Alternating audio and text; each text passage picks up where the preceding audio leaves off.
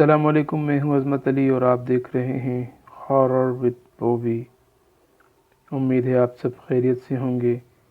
اللہ پاک آپ کی تمام نیک جائز خواہشات کو پورا فرمائے۔ آج ایک اور نئی کہانی کے ساتھ آپ کی خدمت میں حاضر ہیں، تو آئیے آج کی کہانی سٹارٹ کرتے ہیں۔ یہ کہانی نارتھ ناظم آباد کی ایک لڑکے نے بھیجی ہے۔ وہ کہتے ہیں، اس وقت میں 8ویں جماعت کا اسٹوڈنٹ تھا اور میں ایک سرکاری اسکول میں پڑھا کرتا تھا۔ ہمارا روز کا معمول تھا، ہم 20 اسٹوڈنٹس روزانہ بریک میں کرکٹ کھیلا کرتے تھے اور ہمارے اسکول میں بہت بڑا میدان تھا۔ ہمارے اسکول کا نقشہ کچھ اس طرح تھا۔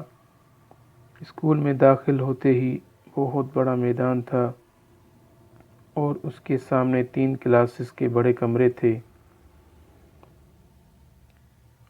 اور 3 کلاسز بائیں طرف، جبکہ دائیں طرف ٹیچرز روم، ہیڈ ماسٹر آفس اور کلرک آفس تھا۔ جبکہ اسکول میں داخل ہوتے ہی بائیں جانب ایک اسٹور روم جتنا چھوٹا سا کمرہ بنا ہوا تھا، مگر اس کو ہمیشہ تالا لگا رہتا تھا اور اس کے بارے میں مشہور تھا کہ اس اسٹور نما کمرے میں کوئی مخلوق رہتی ہے۔ اس اسٹور روم کا دروازہ زمین سے قریب 5 انچ اوپر تھا اور اس کمرے میں کچھ ٹوٹا ہوا اسکول کا فرنیچر پڑا تھا جو سالوں سے تھا۔ خیر، ایک دن جب اسکول میں بریک کے ٹائم ہم لڑکے کرکٹ کھیل رہے تھے تو ایک لڑکا جو بڑا اچھا کھیلا کرتا تھا وہ بیٹنگ کر رہا تھا اور دوسری جانب میں بالنگ کرا رہا تھا۔ یوں ہی میں نے بال کرائی، اس نے ایک شاٹ مارا جس سے بال اسکول کے مین گیٹ پر لگ کر سیدھا اس اسٹور روم کے نیچے سے اندر چلا گیا اور ہم اس کو نکالنے کے لیے سب جمع ہو گئے۔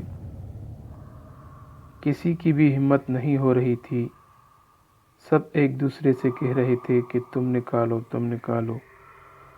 پھر میں نے بہت ہمت کر کے ان سے کہا کہ جاؤ، تم سب کے سب ڈرپوک ہو۔ جب میں نے جھک کر دیکھا تو مجھے بال نظر آئی اور میں نے سوچا کہ بال کو ہاتھ کی مدد سے نکال لوں گا، مگر وہ میری بہت بھول تھی۔ جیسے ہی میں نے ہاتھ دروازے کے نیچے ڈالا، مجھے ایسا محسوس ہوا کہ اندر آگ جل رہی ہے اور میرے ہاتھ میں گرمائش محسوس ہونے لگی، اور پھر میں نے ہاتھ اندر بڑھایا تو مجھے کسی نے ہاتھ سے پکڑ لیا اور میرے حواس ختم ہو گئے۔ اس نے مجھے اتنی زور سے پکڑا کہ مجھے لگا جیسے میرے ہاتھ کو جلتی ہوئی آگ نے پکڑا ہو۔ میں اس وقت اپنا ہاتھ چھڑانا چاہ رہا تھا مگر میں بے بس ہو چکا تھا۔ سارے لڑکے مجھے دیکھ کر پہلے تو ہنس رہے تھے، پھر وہ سارے پریشان ہو کر چلانے لگے اور مجھے ایسا لگ رہا تھا کہ میرا بازو نہیں ہے۔ پھر اچانک سے میری زبان پر آیت الکرسی جاری ہو گئی۔ جیسے ہی میں نے آیت الکرسی ختم کی تو مجھے اپنا ہاتھ نکالنے میں آسانی ہوئی اور مجھے ایسا محسوس ہوا کہ میرے اندر طاقت آ چکی ہو۔ پھر میں نے اپنا ہاتھ باہر نکال لیا اور جیسے ہی اپنا بازو دیکھا، میرے بازو پر انگلیوں کے نشان ابھرے ہوئے نظر آ رہے تھے اور پھر میں بے ہوش ہو کر گر گیا۔ جب میری آنکھ کھلی تو میں اپنے گھر میں تھا اور مجھے ایسا محسوس ہو رہا تھا کہ میں کئی سالوں سے بیمار ہوں اور حرکت بھی کرنا میرے لیے محال ہو گیا تھا۔ میں نے دیکھا تو میرے سر پر ایک مولانا صاحب اور پیروں کی سائیڈ پر ابو اور بڑے بھائی نظر آئے اور مجھے دیکھ کر وہ پریشان لگ رہے تھے۔ میری طرف مولانا دیکھ کر بولے، بیٹا کیا ہوا تھا اسکول میں؟ میں نے اپنا بازو اوپر کی جانب اٹھایا مگر مجھ سے اٹھا نہ گیا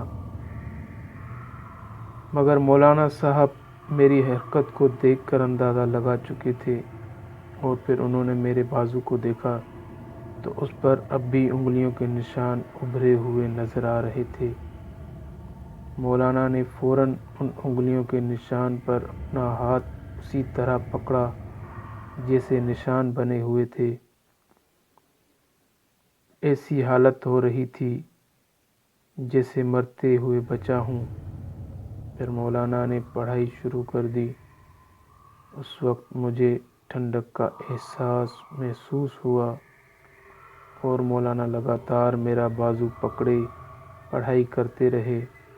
بالآخر جب مولانا نے میرا بازو چھوڑا اور پڑھائی ختم کر کے میرے بازو پر پھونک ماری تو مجھے ایسا محسوس ہوا کہ میرا جسم اب پہلے کی جیسا نارمل ہو گیا، اور مولانا نے مجھ سے کہا کہ بیٹا اٹھ کر بیٹھ جاؤ۔ تو میں آہستہ سے اٹھ کر بیٹھ گیا، اور مولانا کے پوچھنے پر میں نے ساری بات بتا دی۔ تو اس پر مولانا نے میرے ابو کی طرف مخاطب ہو کر بولے، اب آپ کو گھبرانے کی ضرورت نہیں، میں نے اس مخلوق کو وہیں پر جلا دیا جس جگہ وہ موجود ہے، اور اس اسٹور روم کو بھی کھلوا لو، وہاں پر اس کی راکھ پڑی ہوگی، اسے لے جا کر سمندر میں بہا دینا تو سارا اثر ختم ہو جائے گا۔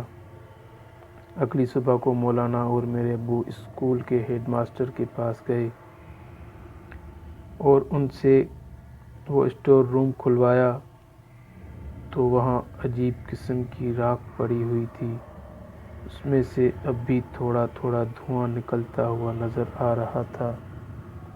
پھر اس راکھ کو ایک کالے کپڑے میں ڈال کر سمندر میں لے جا کر بہا دیا، اور کچھ دنوں کے بعد میری طبیعت بالکل ٹھیک ہو گئی اور میں پھر سے اسکول جانے لگا، اور اس اسٹور روم کا دروازہ بھی کھول دیا گیا۔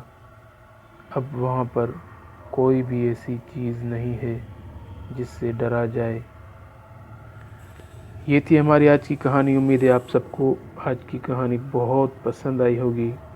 اگلی بار ایک اور نئی کہانی کے ساتھ آپ کی خدمت میں حاضر ہوں گے۔ تب تک کے لیے اجازت دیجیے۔ اللہ نگہبان۔